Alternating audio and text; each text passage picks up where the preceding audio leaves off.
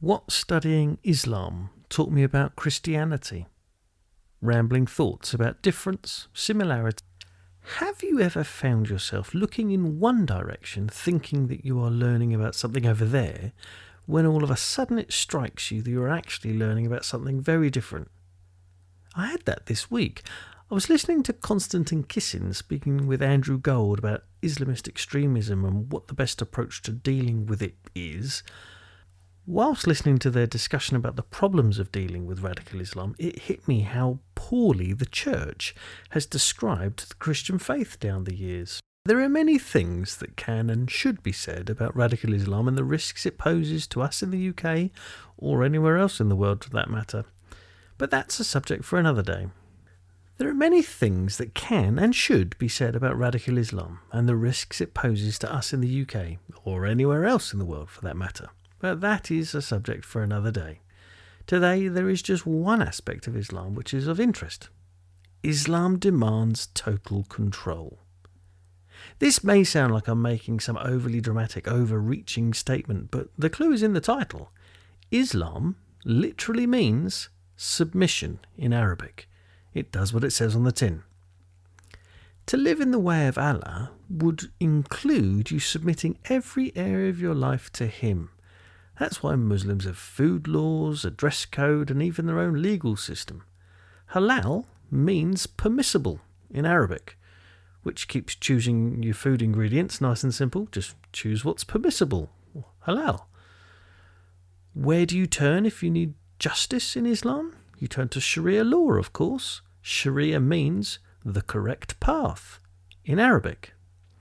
In short, this means that it is impossible to separate the Muslim faith and Islamic political ideas. This is a feature, not a bug.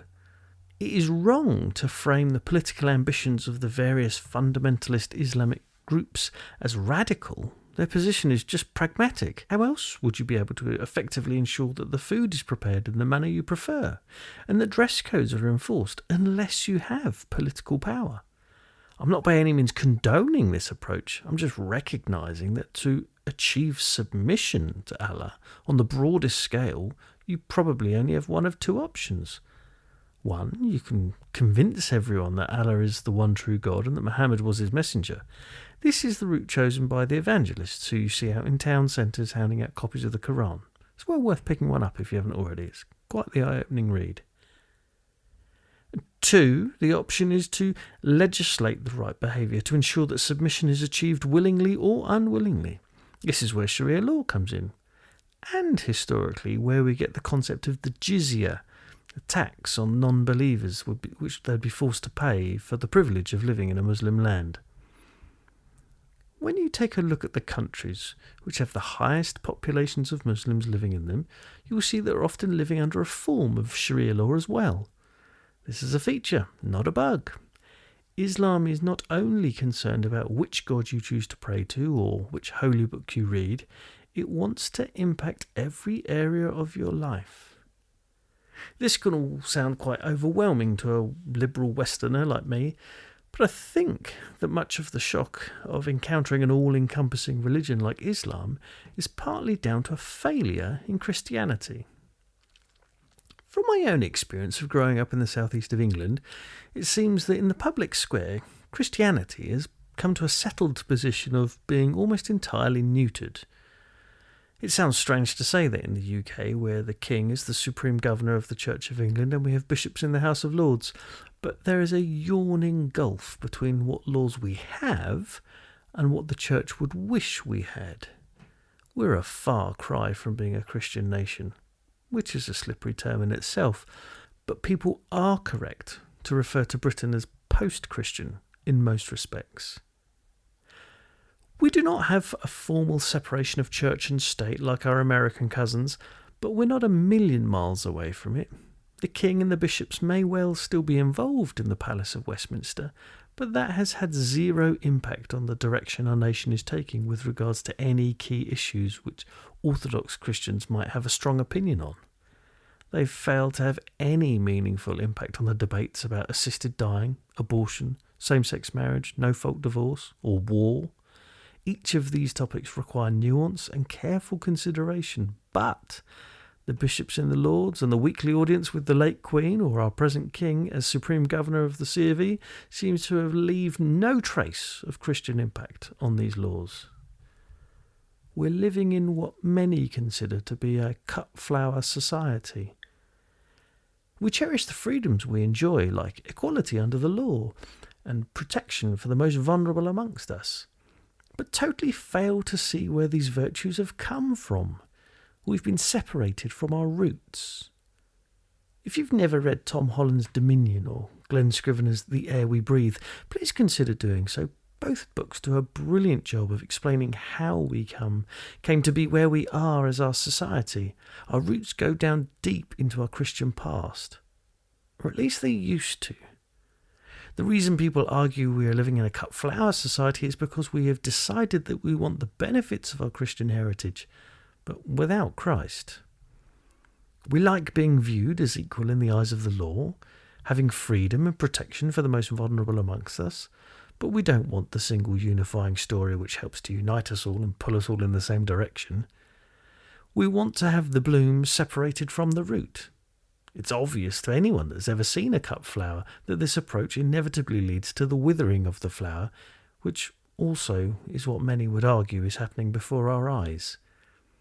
Is it really any coincidence that as the impact of Christianity has receded in culture, that the weakest are no longer seen as in need of protection? They're now seen as easy targets. Our culture seems to value saving money and avoiding inconvenience over the lives of unborn babies or terminally ill people. God have mercy on us. A Christian life cannot be lived out between the hours of 10 and 11:30 a.m. on a Sunday morning. It has to have an impact on the Monday mornings of our lives. God is just as interested in the way we live on a Tuesday or a Thursday as he is on a Sunday. Just like the Muslim faith, when followed properly, you would expect the impact every area of their lives. The same is true for us as Christians. English readers may remember that this came to a head in our culture when Tim Farron, the Liberal Democrat Party leader of the time, was forced to resign because he had the audacity to be open about his Christian faith while being the leader of a prominent political party. If this sounds ridiculous, it's because it is. Rishi Sunak lit Diwali candles on the steps of number 10 Downing Street as the first British Prime Minister who was a practicing Hindu. Hamza Youssef hosted an iftar and evening prayers in Bute House on his first night in residence as the Scottish First Minister.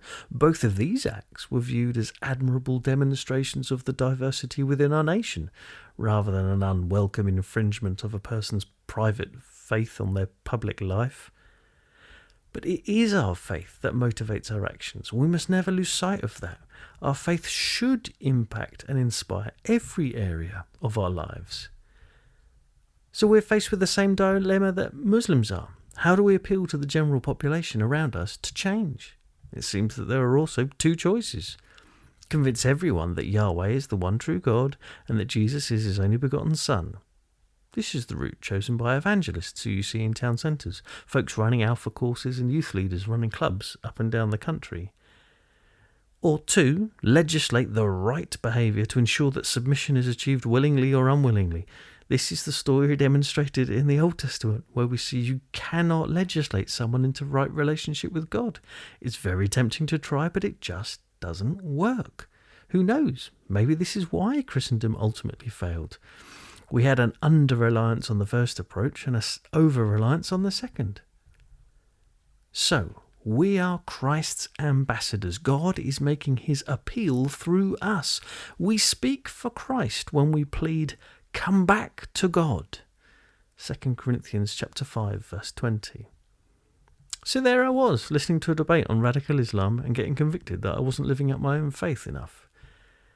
It's the same challenge that I had reading St. Athanasius on the Incarnation. Why is it that people are not pointing at Christians and saying, look at the impact Jesus is having on their lives? Scrap that. Why are people not pointing at me and saying, look at the impact Jesus has had on Dave's life? The answer to that is painfully obvious.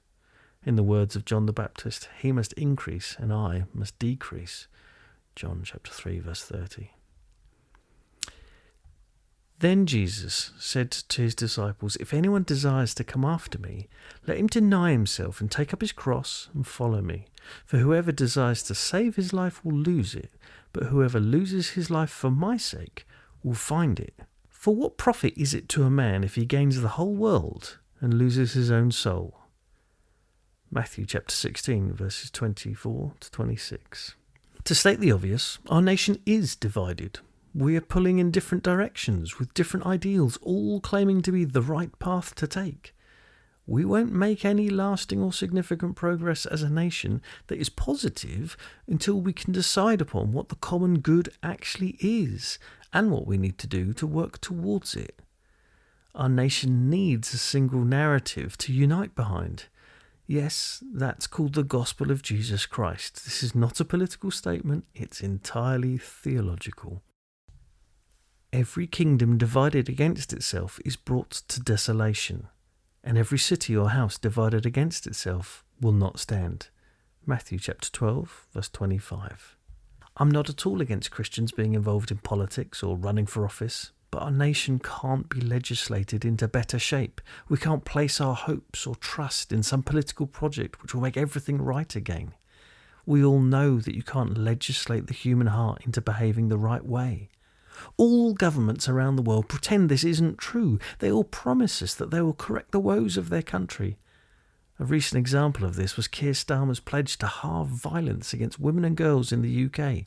This is a laudable goal, but it struck me as a wildly hubristic statement. Is the British Prime Minister really able to change the human heart? I think that's slightly beyond even his reach as the Prime Minister.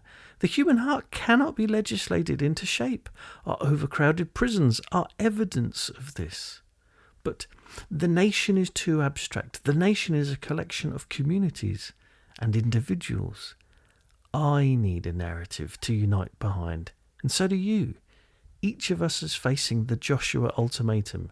Choose you this day whom you will serve. And what is your response? As for me and my house, we will serve the Lord. Joshua chapter 24, verse 15.